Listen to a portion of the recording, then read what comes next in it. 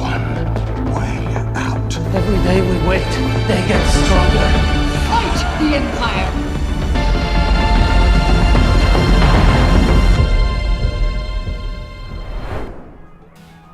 Hello and welcome to the Andor Season 1 Live Q&A. I'm your host, Ash Crossan, joined by the wonderful, incomparable Tony Gilroy. Thank you. Thank you for being here. Yes. In anticipation for Season 2, which is coming to Disney Plus on April 22nd, we are going to look back at Season 1, the moments that made us smile, laugh, cry, lots of tears, thank you for that, and then, of course, the moments that gave us so much hope. But that's not all. We're going to have a lot of fun. We're going to have some special guests along the way. Plus, you can ask questions for Tony and maybe some of our special guests. So start submitting them in the comments below. Get it going. We are almost here. We are almost at Season 2. We're looking back at Season 1. It's been it's been some time. It's been some time. 5.5 years. How 2 years since. Yeah. So how are you feeling looking back at Season 1 now that we are kind of on the heels of Season 2? We finished in November, for real. We finished. And there's a lot of people that worked on the show that have been very eager. Yeah. Everybody's and now that we're doing press and rolling out, so I'm in touch with everybody, and there's a great number of people that are very eager to have their work seen. So we're into it. We wanna get out there. Want to get out there. Well, I think one of those eager people might be joining us now. Our first guest is here, and you know and love her. We know and love her as Bix Colleen. The one and only Adria Arjona is joining us. Oh my God. Hello, how are you? Hello, Adria. How are you? I love your book collection. Look at you. Seriously. Thank you. I can't take credit for this. This is my father's. Oh, okay. I'm in my father's house, which is probably the worst place to do this. So hopefully you won't hear my family in the background. Well, it looks great. Well, thank you so much for being with us today. How excited are you to look back at Season 1 and knowing how close we are to Season 2 at this point? I can't wait. I'm probably the most eager. I called Tony many times. I'm like, when is it still going to come out? When is it going to come out? I'm just so excited for people to rewatch Season 1 and then watch Season 2. It is astonishing. Yes. Yeah, well, Mr. Tony. That's you, the master. Well, why don't we look back before we look ahead? We're going to jump into a clip. This is from Episode 1, Casa, and this is when Cassian visits Bix and needs a favor. The intro. Here we go. Let's take a look. What? Friend. I love that. I love that. Secret friend. I mean, can you talk about what's kind of going on here? Because this is establishing. I was trying to remember, Adria, was this your audition scene? It was my audition scene. I think so, yeah. Could it be? Hard.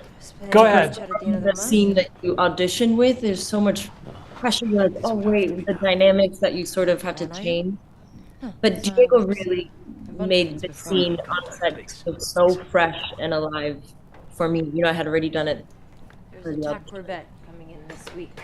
I mean, and from our point of view, the show's point of view, I mean, this is, we want to introduce Ferrex and I want a woman who runs her own business, and I don't know if you remember, it's ion conversion nodes and components of great variety is the title of the store, and every one of these stores, every one of these salvage yards in Ferrex has its own business, and she's a boss, She's a boss, and she's taken over the family business, and she's got it all together, and here comes her roachy old boyfriend at his roachiest, right? I love the scene so much because it's probably one of the only times that you really see her strength. I mean, you see her strength as the season progresses, but that scene is so big. She's such a Phyrexian in that scene. And then from that moment on, things just start happening to her and happening to her and happening to her. So I hold that scene very dear to my heart. It might be one of my favorites. And it's the scene you audition with, and I always kind of ask people, like, what was your I'm in Star Wars moment? But you're in that scene, there's so much practicality around you. Did you feel that when you stepped onto that set?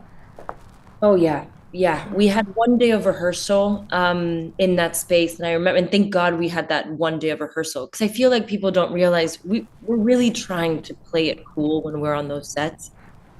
He did such an amazing job at creating these worlds and spaces for us that I was just touching every button. I was like a little kid in a playground. I couldn't focus. So I'm really happy we had that rehearsal. So then on the day, I sort of got all of that my Star Wars fan sort of out of the way, and I was able to really be in the world. But it's fascinating just to be in those spaces. Yeah, Tony, you kind of touched on it, but what was important for you to establish in that scene, given that they did have a history? We don't quite know what it is yet when they're introduced. Well, you're always looking for scenes to do as many things as they possibly can. This scene is doing a lot of work. It's an introduction scene in the relationship. It establishes all their prior history in a very quiet way. It establishes the MacGuffin of the show, which will be the Star Path unit that's going to go through. The whole saga. It establishes the economics on Ferrix. It just does many things. I do want to shout out, I think the scene for people who are students of directing, I think Toby Haynes really blocked that scene extraordinarily well. It's a tricky scene. It's a tricky scene to block, and you want to get the whole space, and you want to get your money's worth out of that set that we're never going to go back to. And you want to really meet and see these two people, and I think people who go back and watch it, who are people who are fans of directing, I think it's a really good study into what's really cool about Toby. Absolutely. Let's check out another scene. This one is from episode 3, Reckoning, and this is someone has ratted out Cassian, and Bix finds out it might be someone close to her. Let's have a look. There's a bunch of corpos looking for Cassian. Wilmot saw them. They're down at Maarva's. How? What in the name of job has he done this time? Well, let's just talk about that Adria Arjona. All right? Because this scene is a very vulnerable scene. It cannot work. I mean, the idea is very fragile. And a lot of discussion. Does he hear? Does he not hear? Where is he? She has to push this scene through. It's all on her. And this is masterful screen acting here right now. She makes this scene work. Look at her, and she's just gonna totally take over. And the moment he sags, it's a truth. Right. And this is actor helping writer to the maximum here. Yeah, he's fantastic here as well. Because, he's really good, James McArdle. Yeah, it's like I hate him. And he's, it's also cool for us that our first betrayal in a show that's about rebellion is really about love. Mm-hmm. Yeah. And sad, and it's a very sad. I mean, it's not hard to feel bad for Tim. Yeah. As much of a moke as he is. I was really nervous about that scene. That scene scared me a little bit, and again, I think the blocking sort of really helped, and the a million phone calls I did to Tony really helped. What was the phone call? I just call him all the time. I'm like, Tony, do you think this is right? I think my call that night was probably like, I'm looking at it on the page and I think it works. I think you just got to get in the car and drive it home. And it really is. If you watch a scene like that, I mean, a scene like that is really vulnerable. An actor who doesn't commit to the idea of it, the scene's going to be left hanging and you're picking takes. If you watch, it's very easy. It's very easy edit on that scene. Mm-hmm. I think you're just killing it there. I watched it last night in the hotel room to get ready. We won't devolve into that. But we've never talked about Sophia Loren, but I was watching going, this is like a Sophia Loren scene when you're coming at him, and then that's the highest compliment I can give. I mean, I really feeling it. I'm going to take it, Tony. I'm going to take it. Really feeling it, yeah.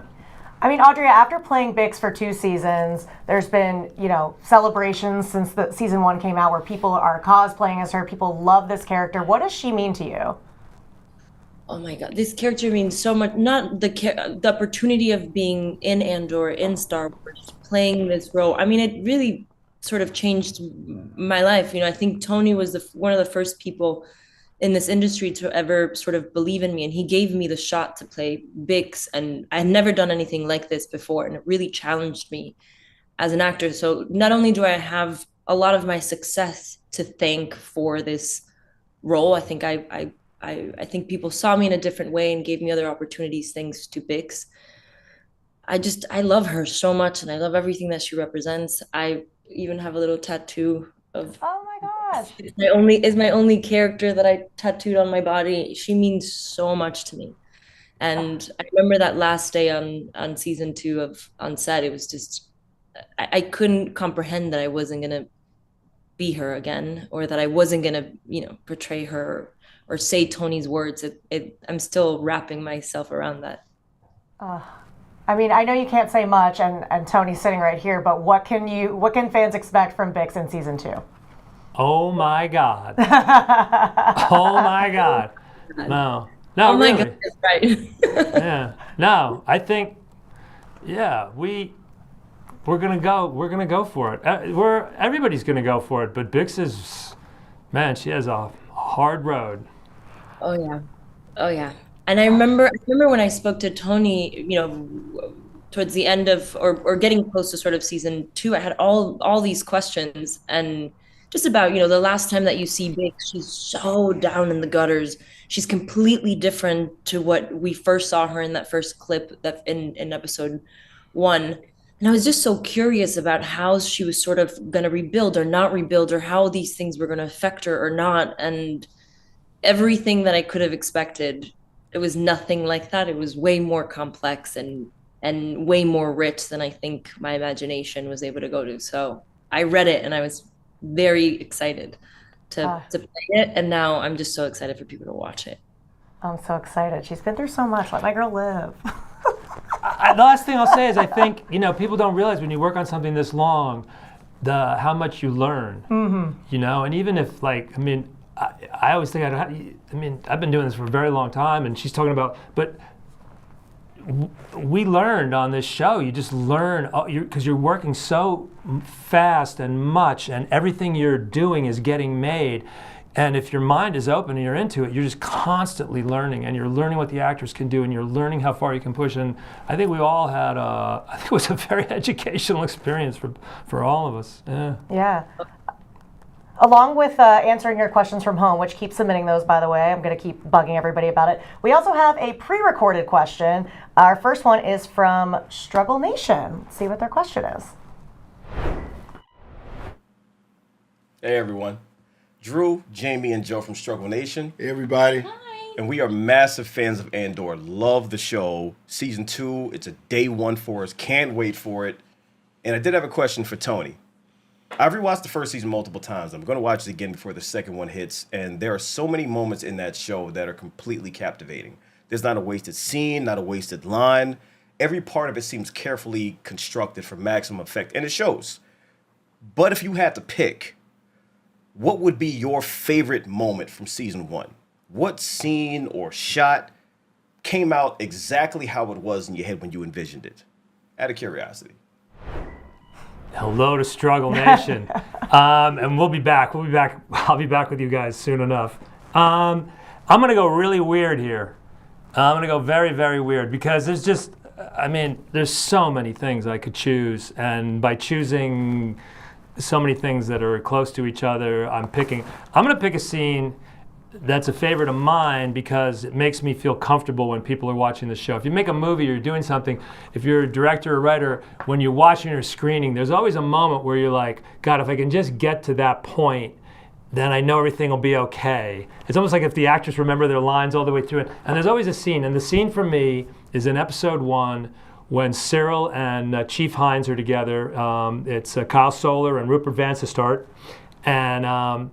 and it's the scene where I relax when people are watching the show. I know it's an unusual scene. It's a little bit long and shaggy, but it's so what I wanted the show to be able to do, and it's so flashy in a really cool down way, and that's where I get comfortable watching the show. After that point, I settle in. I'm in good shape. So I know it's a very random choice, but that's what I'm going with. I like it. That's fun. Audrey, do you have a favorite moment, shot of the show? I know that's a huge question.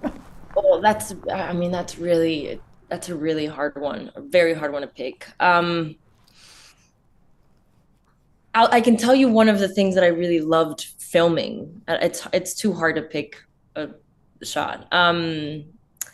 I think the torturing scene was one that I really enjoyed filming and digging into. That was probably one of my favorites. And that first scene from episode 1. Those two are my favorite. I had to go with something with Bix because Tony didn't go with someone from Bix, so I picked. Yeah, it would have been. I would have been kind of like. I would have looked like we set it up. No, I don't want to do that. Yeah. Well, Audrey, it has been such a pleasure having you. Tony, any we talk all the time, so I'll talk to you soon enough. Read some books, why don't you? Yeah, Actually, exactly. Before we say goodbye to you, we have a couple live questions coming in that I want to go to. Let's go to our first one right now. Adria, how do you feel about this being your last time playing Bix? Do you feel nostalgic? Yeah, how are you feeling at this point? Because obviously the fans haven't seen it yet, but you're done playing her. I'm done playing her, and I think that the nostalgia really hit me when I was at an ADR session and I finally officially wrapped the whole show. Wrapped filming, wrapped doing ADR. And it hit me, and I stayed in my car, and I gave myself 10 seconds to cry a little, and then all that I've been feeling lately is just excitement. After watching it in ADR, and I've watched certain stuff, and I'm just feeling really excited for people to watch season 2. That's where I'm excited. Yeah, Tony, anything to add there? No, go with that. Go with that. Let's go to another live question here. Audrey, what was your favorite memory working with Diego Luna? Oof. That's another hard one, because I think Diego is one of the most generous actors that I've ever worked with. I think, you think a scene is going to go a certain way, it's written a certain way, and Diego just escalates it in such a beautiful way. I remember it was in season 2, and there was this really beautiful moment between these two sort of characters, and it was during the writer's strike, and as you can tell, I depend a lot on Mr. Tony Gilroy, and he just sort of stepped up and was the leader that we all needed during that show, while our main leader, we couldn't be in contact with Tony, and watching him just do that was probably one of my favorite moments. I love working with him. So anytime I get to do a scene with Diego, it's a good day. Do you have a favorite thing about seeing them work together? Yeah, but it's in season 2, and we can't really talk about it. I mean, the relationship in they have a lot of things to do in season 2. I mean, they were kept very far apart in season 1 through all the things that have happened. That won't be the case as we start season 2, and I think anybody who's invested in this relationship will really be rewarded by what's in season 2. Yeah, if you're into this relationship, yeah. I am. And what happened? I mean, a bunch of relationships. What happens to ordinary people and their love lives when they're engulfed by war? Right. Right. Let's go to. I think we have one more live question. Which character besides the one you play do you feel closest to, and why? That's a great question. Ooh. I think Maarva. I think Bix is sort of loves Maarva and sort of wants to be like her a little bit, and Maarva is sort of Bix's hero in my head, just by sort of watching and reading. So I think I would say Maarva. Maarva. Yeah, I like that. Yeah, I love that. Well, Adria, thank you so much for joining us. Any last words about season 2 before we say goodbye for now? Oh, I'm so scared to say anything, but I'm just really excited for people to watch it. It is, I think Mr. Tony Gilroy and the whole team just really outdid themselves. Season 2. If you liked season 1, get ready for season 2. Absolutely. Thank you so much for joining us, and we will see you again very soon on April 22nd. Hi, Tony. I'll call you later. Thank you. Oh, my gosh. I mean, do you guys, when was the last time you guys saw each other? We spoke a couple weeks ago. She calls me. She's a world traveler. She's all over the place. Okay. You can't pin Adria down. She's in New Zealand. She's in England. She's all over. Yeah. Do you have any favorite memories from, I mean, I guess we're just talking about this, but directly working with Adria, that you can share about how she kind of crafted this character even deeper than maybe you expected? Well, I will say, I mean, since we talked about that audition, she came in, and we really want to put pressure on people on auditions sometimes, casting the kid and this is a very important part for us. And she doesn't come with she didn't have a huge long resume, and it's potentially a really large part if we go forward. So we came in and she brought her to London, and it was just so evident right from the just in the room that it was her part, and we gave her the part in the room. And I think what will I say? I think, as I said, how much we learn, and I think that if you're a very, very beautiful woman, and you're perceived in a certain way, maybe you start to believe what other people think of you all the time, and you don't realize how serious you really are. And I think that it took a minute for her to be comfortable with how good she is. Yeah. And I think it took some conversations of confidence to be like, man, you don't sweat this stuff now. Go be who you are and be what you are. And I think you could see that in the first season, her graduation into the actor that she is. Yeah. The second season is the delivery of all that but it's fascinating to watch people grow. Yeah, absolutely. Well, speaking of another powerhouse, we have another guest joining us, and she is one of my faves and also a fave of the forming rebellion. We have Mon Mothma herself, Genevieve O'Reilly. Hello, thank you for joining us. Hi, thanks for having me. Hello, Jen. Gosh. Hi. How has it been for you looking back at season 1? It's been a few years. We're going into season 2. How are you feeling?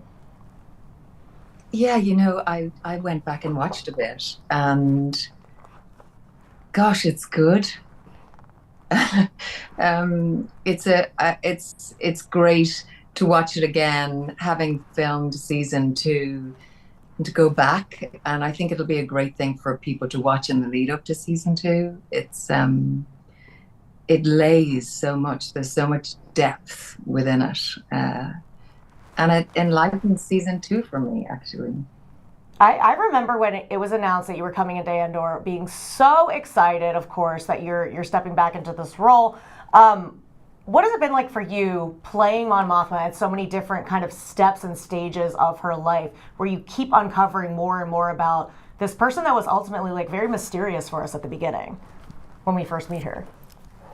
Yeah, and mysterious to me. I think Andor has revealed her to me in a way that I never had access to before. And I think she was always such a pillar of a figure, such an important, vital pillar, really, within the history and within the architecture of the piece previously. But I think what Andor reveals is a really textured, complicated woman, and the joy I have found in playing her and discovering that through Tony's writing. Absolutely. Well, let's take a look at one of those moments from season 1 with Mon Mothma. We have episode 7 announcement, and this is where we get a glimpse of a private discussion between Mon Mothma and Luthen. I love their dynamic. Let's take a look. Has anyone ever made a weapon that wasn't used? The network's been built. It's up. This gallery is amazing. I love. Yeah, this is my second favorite set in the whole show. We beat the hell out of this set. There's Clay listening. I mean, this scene is about a revolutionary tactician who's an accelerationist. That's the term of art for a rebel leader or a leader who wants to make things worse to provoke change. And this is a classic accelerationist scene. the key line of the scene is there will be no rules going forward, and You're not angry. and there certainly will be no rules going forward. You're watching someone who's trapped here. She's essentially being blackmailed. Right. She has no alternative. He knows it, and the handcuffs are on her, and it's, you know, I mean, if you think of all of the binding and all of the shackles that Mon Mothma has to accumulate during season 1, and then in season 2, same again. I mean, it's amazing that she can move by the time we get to where we need to go. And she's had to do that. Her character has to do everything in public. So, I mean, Genevieve has to give a performance where she's always doing something, but then she's always worried about other people seeing what she's doing. So she's half the time she's covering up what she's doing. It's really anyway. There's more to be said, but it's all in season 2. Yeah. So much you can't say. I can't say. No, I can't say. No, I'm monitoring myself as I'm speaking. Well, let's take a look at another one, and this one we could definitely talk about. This one's from episode 10, One Way Out, and this is Mon Mothma being approached with a proposal that she's not very comfortable with. Let's check it out. This is a charitable fund we're establishing. So I've been May I told. say, she looks iconic. Well, this is where you realize how she does her job. If there's been any doubts about her as a boss, or any doubts about her as a senator or a person of power, it's vanquished here. I also want to just say this is just I insist. this is just a writer's dream. This is an acting prefer not to menage a trois that you could write for endlessly with. Hail Richard Delane, hail Ben Miles, hail Genevieve O'Reilly. This is just, what a gas to write for these three. Genevieve, what do you remember about, what sticks out to you when you're watching the scene back, and what do you remember about filming it? I remember the excitement of getting the opportunity to film it. It's such a juicy scene. You really don't get that in television. The amount of pages, the amount of that's revealed, and kind of like what Tony was for, what you have to reveal and what you have to hide all at once is the trick. Right? That's my job at hand, and just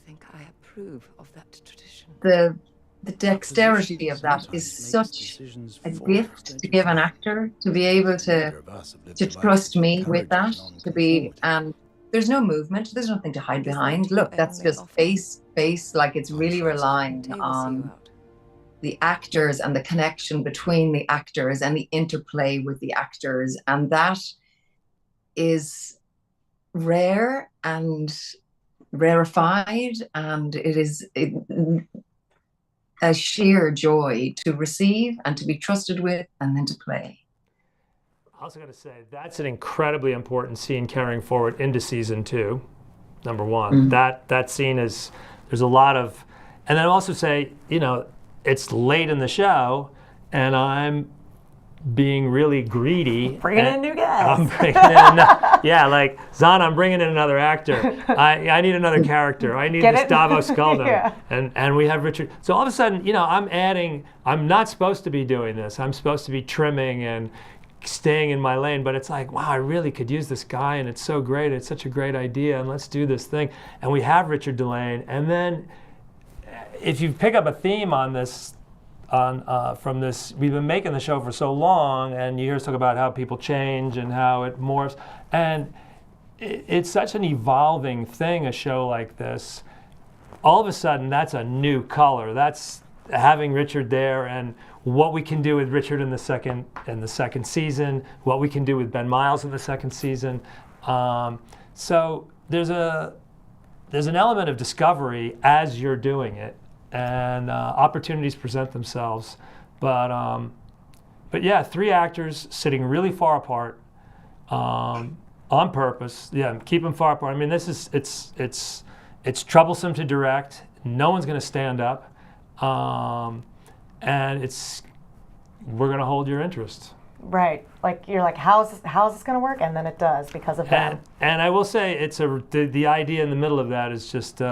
I remember the night when Beau Willimon, who called me up and goes, "What about the son and daughter?" And I'm like, "Oh, I don't know if we can do that. I don't know. Let me find out if we can do that." But that I'm going to fight very hard for that. Yeah. And they were like, "No, you can do that." And I just love that idea. Right. Well, you mentioned the implications for season 2, and Genevieve, I don't want to put you on the spot in front of Tony, but what excites you most about what we're going to see from Mon Mothma in the second season? I'm so excited for people to watch it, and I think everything that you've been patient about and everything that you've lent into will reveal something truly, truly special, actually. But for her, I think so much of the first season, she had to hide. She had to be kind of carved in stone. She had to hide a lot, and of course, in order for her to get to where we get to in Rogue One, there are much bigger risks that have to be taken, and she has to step out of the shadows, and the cost and the bravery of, and not just Mon Mothma, what the piece asks of every character is truly dramatic and very delicately and painfully human. Yeah. Well, why don't we go to another great pre-recorded question here, giving you all at home more time to get those comments in, get those questions in. This one is from Jen Markham. Let's have a look. Hi, Tony. I'm Jen. I think the writing and dialogue in Andor is fantastic, and I'm also struck by how much costume and design elements, like the wall of gloves on Ferrix, or the boots Narkina 5 prison guards wear, or the moment Luthen transforms himself with the wig and the robe, also contribute so strongly to the storytelling. So I'm wondering, what was the collaboration like between the writers and the production design teams, and how did that help shape the story? Well, I mean, that's the fundamental creation of this show comes from, I mean, long before I had the writer's room, for months before the writer's room, Luke Hull, who's the production designer, and I worked together to build Ferrix and to learn how to build Ferrix and learn how to make a world and learn how to do all this stuff. And because we realized very early on, and terrifyingly so, oh my God, we've just gotten involved in a show. We're in this little studio here. So I've said television studio interview.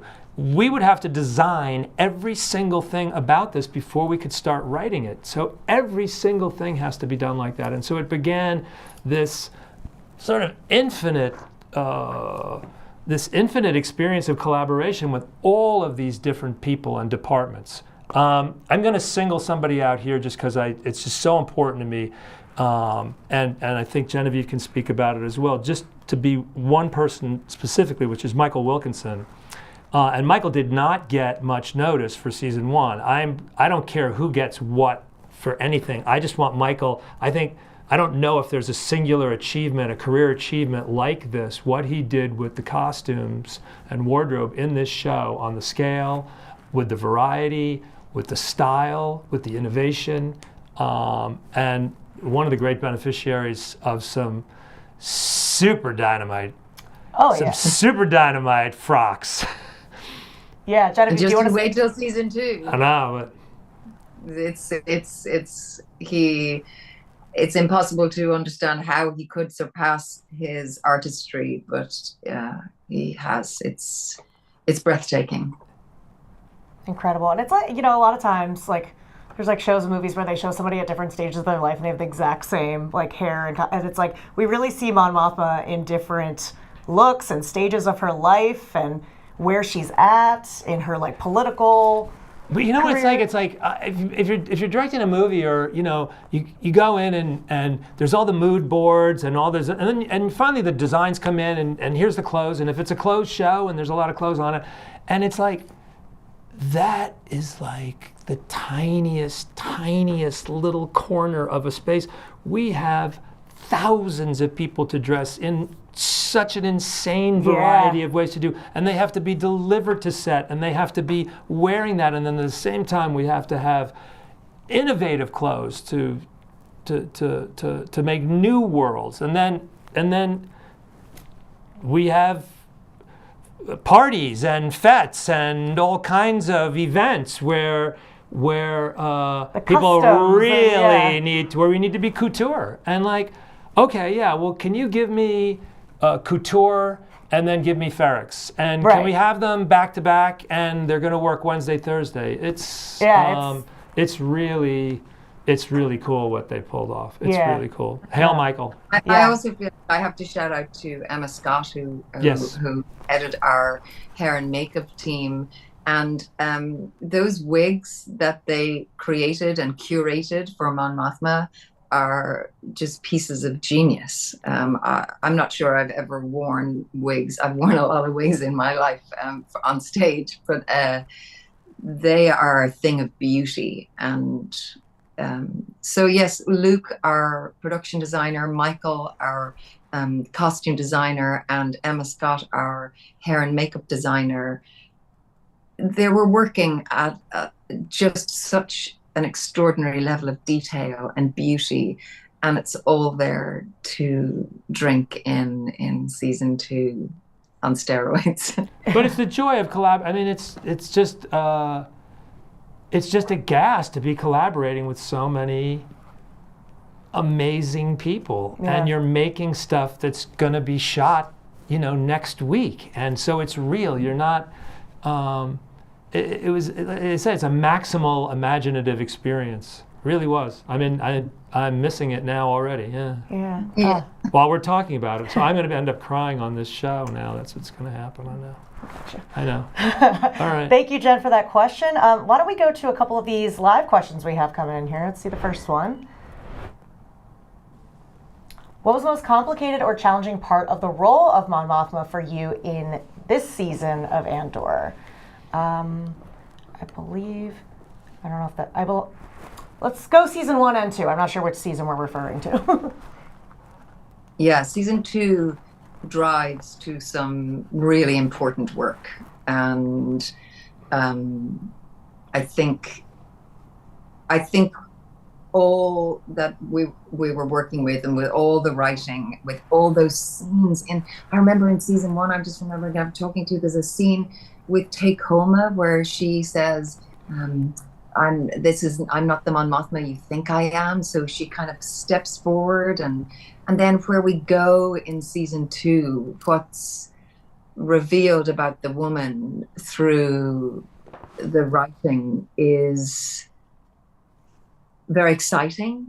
I think there's moments in there that people will be waiting for, they'll be hoping for, and yet it is, look, just her journey. I'm gonna start crying, Tony. I miss her so much, and I think it's just that this was the most extraordinary, special, uniquely, beautifully collaborative project, and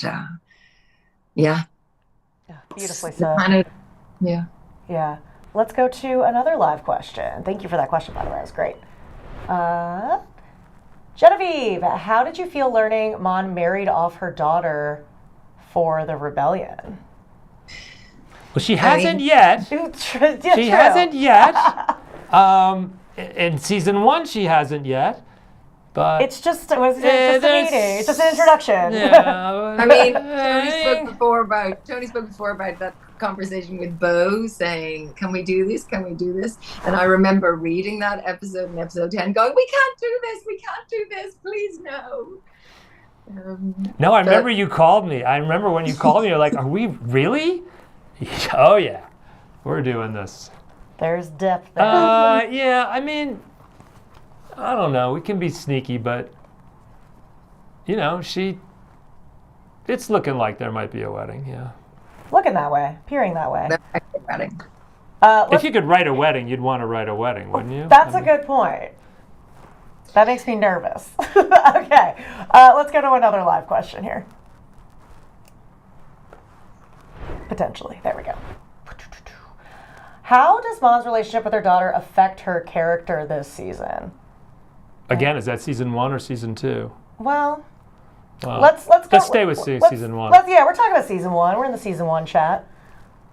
It was lovely I remember it being revealed to me through the writing. It was lovely to find out that she had a daughter, that she had a family, that she had the intricate complexities of that family. The fact that her mom, who has herself escaped through her work and her life, escaped an orthodoxy, to learn that her daughter then leans into that orthodoxy, that is her choice.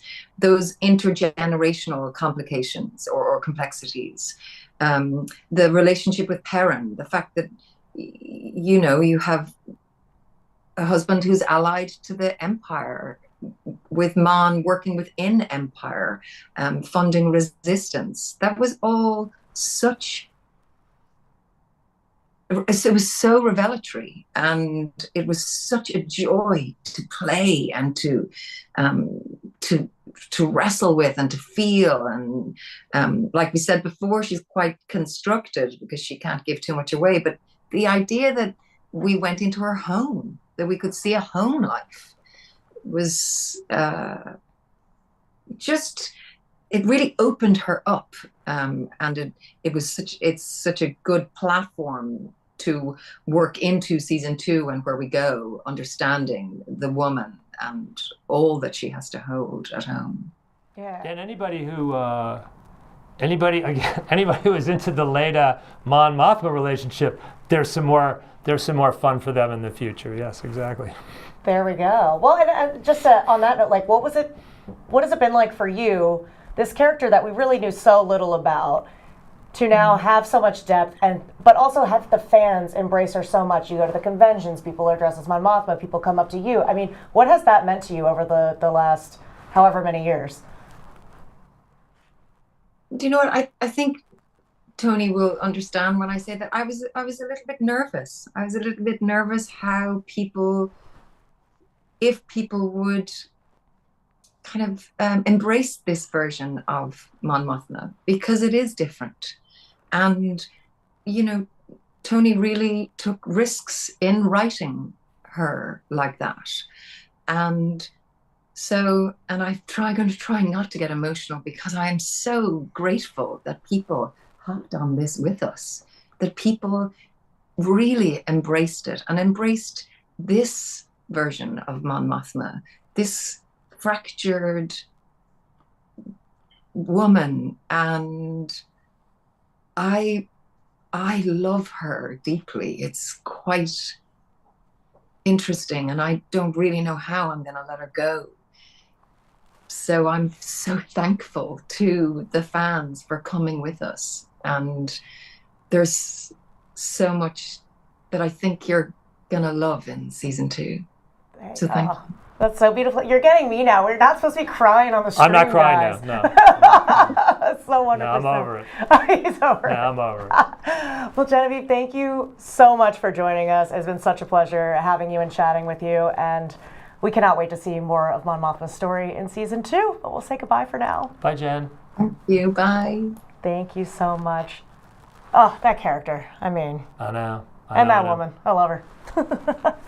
Our final guest has arrived. Can you believe we're already to the final guest? I know, but I'm excited about this because I haven't seen this guy in a while. Well, he's straight from escaping Narkina 5 and ready to fight. We are joined by Melshi himself, Duncan. Mr. Duncan Pow. Hey, how are Duncan? you? How you doing? All right, good, man. I'm gonna. Oh, there's a I got a surprise for you. I'm gonna just take this off without making noise on my microphone. Quick but wardrobe change for the stream. I have my Narkina 5 swim team T-shirt on for today, brother. All right. Oh yeah. So, yeah. Good to see you. What do you think of that? Amazing. I want to know where I can get one. Yeah. Click away. Exactly. A click away. Duncan, good to see you. How exciting has it been for you to add to Melshi's story from Rogue One with Andor Season 1? It's probably the biggest thing I think in my career that ever happened to me. You know, it was I've said it many times, and it's such a cliche, but to say it was a dream come true to actually go and visit his whole story, how he met Cassian, and take him from there all the way through to Rogue One, which is where I started. For me was, it was a dream. Yeah, what excited you most about, like, you get the call, like, hey, we got an idea for you. What excited you most about expanding Melshi's story? Being asked to do it, I think, was the thing that excited me the most. Tony gave me a call, I think, just before I was about to travel to go and see some friends in another country, and then COVID happened. So I had this huge burst of excitement that I was going to be doing this amazing thing, and by the time I came back, we had to put it off for a little bit longer. But so I had a long time to be excited, which turned into nerves, and then eventually when we came to do it, it was everything I had wished for, really. Oh, that's awesome. Okay, why don't we check out a clip with Melshi and Cassian. So this is from episode 11, Daughter of Ferrix. They've just escaped from Narkina 5, but find themselves in yet another pickle. Let's take a look. It looks like it's just these two. They didn't walk here. What do you remember? I was saying, I remember this sequence had more meetings than almost any sequence in the whole film. Oh my God, how we're gonna do it, where we're gonna do it, why we're gonna do it, what's the tone of it, can it really be this funny, are you really gonna make it, you know, and my attitude about it was it should be kind of like Sergio Leone meets the Coen brothers, this sequence. That's really what I want. This is very Sergio here. I love how it turned out. It shouldn't be this good. Right? It should, for all the crap that went into this and all the questions. I love when he takes off. And was that in the script? I think, I don't know, but we couldn't decide, and then I think Ben Karen just said, just get up and start running, and it was. And you guys run really well and funny at the same time, which is hard to do. Do you know, the funny thing is, I had torn my meniscus about 3 or 4 weeks before we started filming this, and in the first take running down the hill, I think Diego tore his hamstring, so we were both injured. Well, you're looking good. And the nets, it makes me laugh. I watched it last night in the hotel. It makes me laugh again every time. I mean, oh my God, the Sturm and Drang that went into that. Really, I mean, all kinds of, were we going to even do it, and where were we going to do it, and who was going to pay for it, and oh my God. Would the nets work? Would the nets? How many nets did we try? What was that made of? It was made of I think it was silicone with glue. It was the glue, the stuff that they put on it, and as we were having it put on, they did say, just watch your eyes, but it was fun. Watch your eyes. Let's look at another clip. This one's from episode 11. This is Melshi and Cassian making a promise to each other. Let's check it out. You got through? It's okay? I mean... Well, this is acting. I mean, this is two really, really strong actors in a scene that's just, the musket is really packed here. And Ben Karen and Damien are finding a way to call back the end of Rogue One in ways I had never anticipated. It wasn't in the script that way. This is even where they put the horizon line. It's just us. I mean, what Duncan's doing here, what Diego's doing here, it's just, I remember watching the dailies. Because I would watch dailies at 5 o'clock in the morning and getting up and having a cup of coffee and watching this and going, oh my God. And I know they're freezing cold. It's very cold. And there's a lot of blown takes here, but these takes that are in here, you're just going, it's what you dream about when you write about something. Can it be this heartbreaking? Yeah, you had a nice little 5 a.m. cry there. Yeah, man. Yeah, I mean it's the balance too. Like there's so much uncertainty. That's sad. There's like there's hope at the same time. Like we said before, this scene has a lot to do with what's coming in season 2. Okay. Here we go. You were cold that day, I know. Yeah, man. what do you remember about that It was scene? very cold. It was actually the first thing I shot on Andor, the first season, and it was Blackpool. It was a very cold day, and I remember thinking. I said to Diego at some point, "Can you hear what I'm saying? Because my lips feel like they don't work." God. But, it was great. I know that feeling. We saw a glimpse of Melshi in the trailer for season 2, and you teased also that there will be some implications from this scene. So what can we expect next season? Just putting you on the spot in front of Tony here. What to expect? Yeah. Listen, you'll have to wait and see. Okay. You'll have to wait and see. For me, I think season 2 was, for me personally, was a joining up of a journey that I started in 2016 and finished in 2023, and it's I can't wait to see it. And I'm sure if you're a fan, if you've seen season 1, if you're watching for the first time, for me, you'll be blown away by the journey that they take. Absolutely. And your dynamic with Diego is amazing. What can you just share about that experience of working with him and collaborating on your relationship as characters? For me, I learned every day that I was on the set with Diego, because just by paying attention and watching everything that he was aware of, for me it was it really made me raise what I thought it meant to be an actor, which was to see it was every level of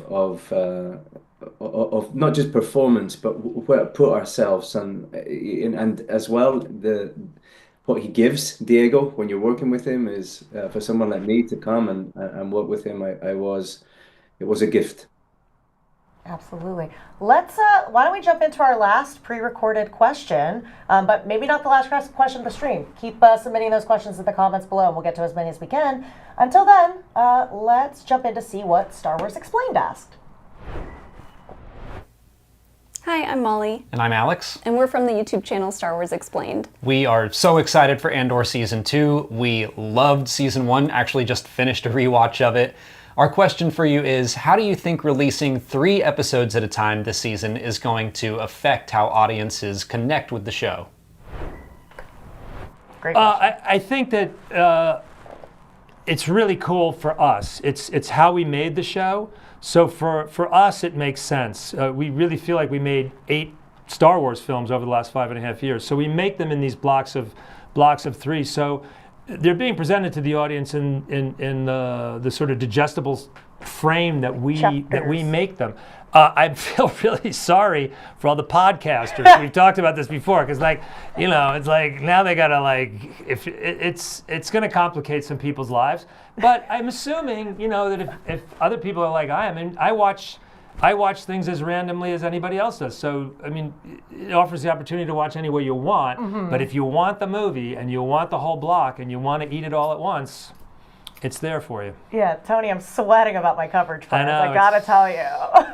Sorry. But we love it. We love it. Okay, let's go to a few live questions here. I think we got one coming in.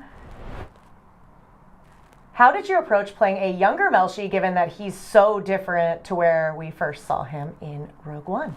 I believe that's one for you, Duncan.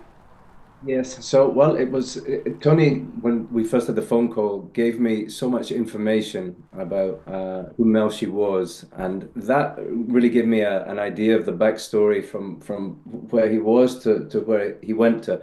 Also, I think it helped that I had hair, which makes me always look a little bit younger. So I put it down to the planning of the hair and makeup, and Tony's writing and his information that he gave me before I went to take it. Excellent. All right, let's go to another one. Live questions. Do you have a theory on why Melshi got put into... Oh, I love this one. Got put into the Narkina 5 prison by the Empire. Sounds like at this point in time, it could have been literally anything. I don't know. Why is he... What's he in for? I think, the thing I think with Melshi is he's someone that doesn't follow the rules. He doesn't like being told what to do, and he's not a great believer in, for me anyway, the way that I felt him was this idea of the Empire and the way in which everything for him was a refusal to believe what it is that he's told. And so whatever circumstance made him in a situation where someone told him to be or do or say something that he disagreed with, I would imagine would have ended him up in Narkina 5. It was convicted of skepticism. Okay. He's got a did you know what it is? Do you like? No, I've been convicted of skepticism Well, before, yeah. so I understand. Yeah. No, but.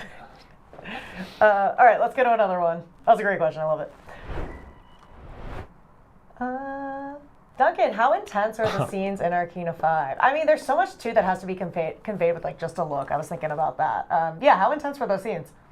Those scenes were probably the most intense 7 weeks I've ever done on anything that I've ever worked on, because we were in the sets themselves were so claustrophobic, and they were the tunnels that we were in, and the fact that you have 100 men in these tunnels with no shoes on, it was an overwhelming environment, and because we were in there with the lights and for the 7 weeks, it felt like being in prison. So the intensity sort of ramped up as we went. In the beginning, when you go in and you see the sets and you see the design and you see everything that the team had built, it was a novelty. But then after about a week or two, it really started to weigh on us. It was oppressive, for sure. I mean, no shoes, huh? In August. No shoes in August. I mean, it's so... In Pinewood. I was thinking about, we were talking before this at was it Celebration last year, that everyone was dressed in there was a bunch of people dressed in the Narkina 5 and the One Way Out. It's amazing. It's amazing. There's no fragrance called Narkina. I don't think anybody's going to come out with a perfume called Narkina. I don't think it would. It doesn't sound like it would smell very good. I don't know. Duncan would know. Well, it's not something I would want to go back Narkina, to. it's forever. Yeah, that's yes. Narkina. Yeah, it's forever. Duncan, it has been such a pleasure having you on the stream. Any last final thoughts before we let you go? Just thank you so much for having me, and I'm so looking forward to seeing season 2. I'm a fan. I have been a fan from when I was a young kid, so I can't wait for April. We can't either. Well, thank you so much. We will say goodbye for now. Good to see you, bro. Thank you. Oh my gosh. Okay, one more reminder for everyone at home. You got any questions for Tony? Put them in the comments. We'll get to as many as we can. But we have our final clip right now. And this is from, I'm going to cry, episode 12, Rick's Road. Yeah, get your tissues ready. This clip hits pretty hard because it is Maarva's eulogy speech hollow. The Empire is a disease that thrives in darkness. It is never more. I said, do we just shut up through this one, you think? But we didn't. I just want to listen to it, you know? Yeah. I just want to listen to her talk. I mean, she is. This is my favorite part of the whole show. This is Ferrex coming together in this incredibly wild, complicated community. And it's our community of the filmmakers, all the different departments. It's everybody contributing everything they have at the same time. Music, stunts, costume, production, the actors, the editing departments. This is everything we have in the bag. And they kick my boy. They kick me too. I know. I mean, that is. People say, "What's your favorite episode?" That's my favorite episode because it's just such a showcase for everybody all at once. And the amount of coordination and the amount of work, and I hope we're making the work sound fun. Like, you don't want to be like, oh, we work so hard. Yeah. It's not like, it it's is that. payoff. I mean, a lot of late nights and early mornings, and a lot of people, but a happy company is when people really feel that what they're making is arriving, and they're not wasting their time making stuff that isn't seen or shown, and that everything is that you say you're going to get on camera, you get on camera, and that what you're going for, everyone knows they're going for. And that sequence, I mean, that's as complicated. We've done some complicated filmmaking over the years. That's as complicated a piece of filmmaking as I've ever been involved in, and Ben Karen, who directed it, and Damian, who's shooting it, they're piggybacking on what John Gilroy and I have learned on other movies about massive. So we're sort of overlording any help we can give, and then that's filtering down through them, and it's through all the departments. And when it pays off, and it works, and you feel something. Yeah. When all the mechanical conversations and all the meetings and everything happens, and finally when all of that leads to something that's emotional, it's I guess that's why we do it. I mean, that's why it's the fun of doing it. Yeah, wonderfully said. Let's go to a few of those live questions. Thank you guys so much for submitting those. I think we have. What was the most creatively fulfilling aspect of working on Andor? It might be what you said. I think what I just said. I mean, I got involved with this not knowing what I was doing at all. Once I was in it and it started to reveal itself what it was going to be, I regretted it terribly, and I was terrified of what I had done and ruined my life. When COVID happened and I suddenly thought I had an out. I didn't have to do the show. I would be able to get out of it. But then it began to rebuild, and it began to rebuild in a way that I could at least start to take the kind of control over it that I should have had in the beginning. And we managed to make a system through the whole COVID, the beginnings of COVID and starting to shoot again, where I found what the right job for me on the show was, which was I didn't have time to direct, and to be able to do everything else that I wanted to do. And over time, my anxiety about what we were doing was just completely eroded by the thrill of getting to make all this stuff with all these cool people and have Disney and Lucasfilm back our play and give us the resources that we needed to do it, and back our all of our crazy ideas and all the things that we were going to do. And I mean, I grew to love it as it went on. It wasn't a love at first sight, that's for sure. It was really, but I hope you feel from the answers that we've all given that we really, we can learn and you can build, and when you feel like you're going for something that might be worth it, maybe it's about something, maybe it's really worth it. What a great way to spend your time on the planet. Does going to season 2, it's different, do you feel like it's senior year, you're more confident, exactly Yeah, we want it, but we also feel like, oh my God, we better not get confident. We better not be smoking our own shit here. We better really, holy crap, we put the bar down here and we're going to get crushed if we don't deliver. We're going to really, and we've seen, you see all the other shows, you see other shows where people had trouble sticking the landing and you're like, oh my God, we have to so there's a new pressure. There's a new pressure, but then there's also, you do have the pride of what you did before, and you have a system that works. So we carried that forward, yeah. All right, let's go to another live question. Luthen is a morally gray character. What inspiration did you draw from to craft his personality and backstory? This is the same as with every character. I think the easiest thing to say is, imagine you just have a pencil and a piece of paper and you're going to start to draw somebody, and you're just going to, your little pieces in you don't like what that looks like, and you erase it and you start over again. And it's really small things. And I needed an organizer. I needed a recruiter. I needed somebody who was at the center of something. I needed a new mysterious character. What would he be like? Well, what's a cool job for that? Oh my God, what if you had a what's the kind of job that gives you access to all kinds of things and also plugs you in and puts you in Coruscant? God, what if he has a gallery? What if he has an antique gallery?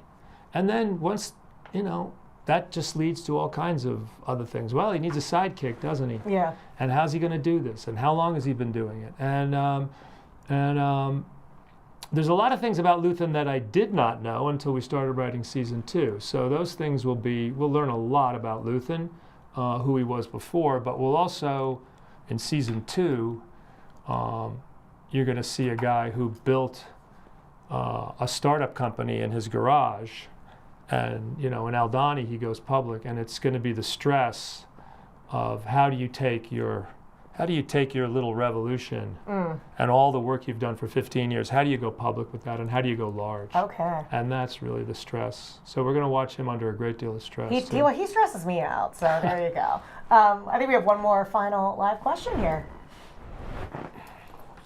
For Tony Gilroy, how do you balance the morality of the characters in Andor, especially those like Cyril and Dedra? I don't balance anything. I don't have a ledger or I'm not. They're who they are.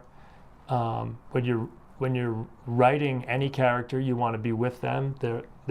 We're all the heroes of our own story. Right. We all. No one believes that. No, I know, and we're all the victims of our own insecurities, and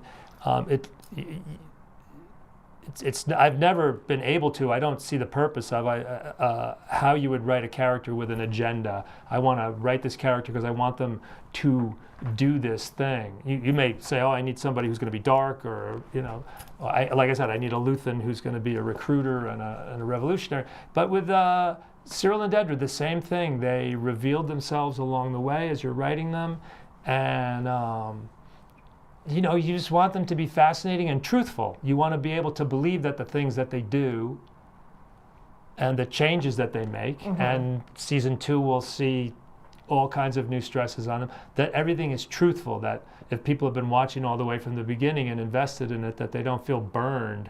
It's always weird. You see a character and their IQ goes up and down based on what the writer wants them to do. I'm trying to, you want to have it, oh my God, of course that's what you want it to be surprising and inevitable. And and it's a big adventure that all these characters are. I mean, it's an adventure story, really, beyond all the stuff that we talk about. All the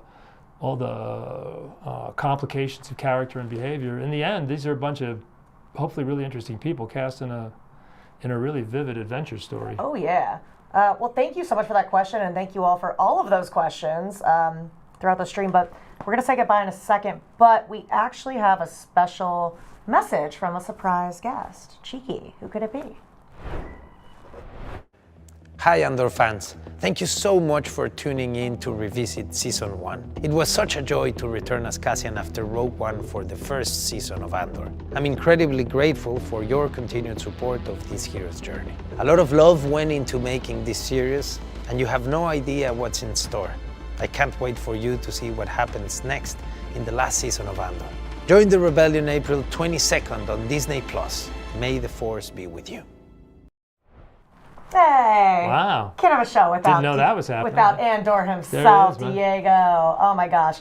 Well, thank you to everyone at home for reliving this moments with us, and thank you to our guests, and thank you to Tony Gilroy. You did a really good job. Oh my gosh! Thank I was you. very I got nervous pen about all over this. my pants. Look at that. I was very nervous about this. All right. We cannot wait for season 2. Do you have any final thoughts, words, comments? Man, just. You could smell when people are excited to show you something. Mm-hmm. I hope you're feeling it. I'm definitely feeling it. Yeah. I'm definitely feeling it. The energy is palpable. All right. Oh, well, April 22nd cannot get here fast enough. Until then, let's check out a season 2 featurette, and we'll see you later.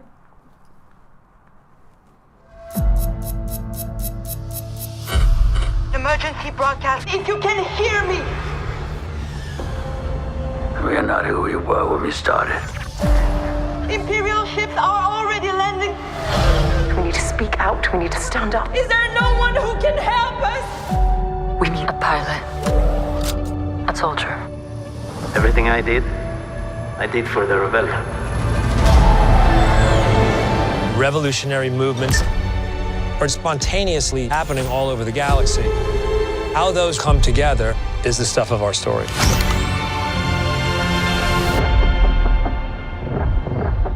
If season 1 laid the track, then season 2 is the juggernaut. The Empire cannot win. Well, they haven't won yet. We're building a real army. The rebellion's everywhere now. Galaxy of opportunities. The insurgents have weapons at this point. We're counting on it. These 12 episodes are going to take us over the next 4 years into Rogue One. The complexity of the show, the possibilities of the show, it has to be all in. Nobody's allowed in here. You're thinking like a thief. I'm thinking like a soldier. Think like a leader. The size and scale of this production is unparalleled. The sets and the costumes are breathtaking. Everyone does the homework. Everyone takes the time, and you can tell. Proceed. This is it. This is what you live for. It's human, it's incredibly truthful, and it just happens to be in a galaxy far, far away. It's the urgency of the situation. Not palpable. Lock it down! If we do not stand together, we will be crushed. This is the end. Have no expectations.